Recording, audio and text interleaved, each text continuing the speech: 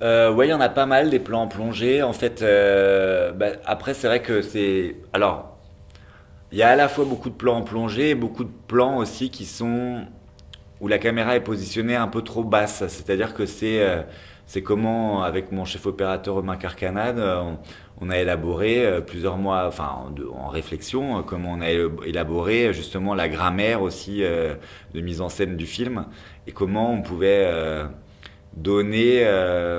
cette sensation de malaise en fait et d'angoisse par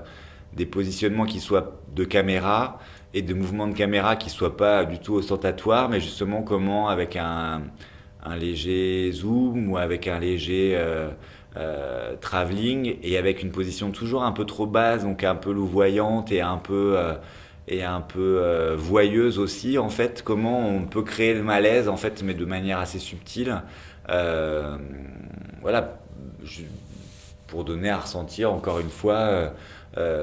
les sensations que j'avais envie de raconter enfin que j'avais envie de provoquer dans ce film. Donc après la plongée et la contre-plongée, c'est toujours des choses qui sont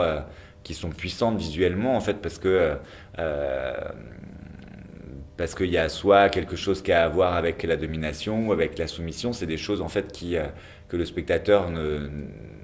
n'intellectualise pas pendant le film en fait, comme après quand on le décortique, mais en tous les cas qui donne une sensation comment Pierre va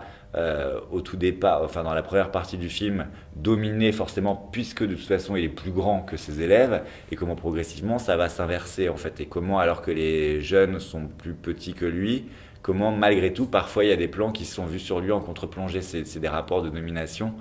et de soumission quoi et donc vu que le film parle que de ça en fait c'était intéressant.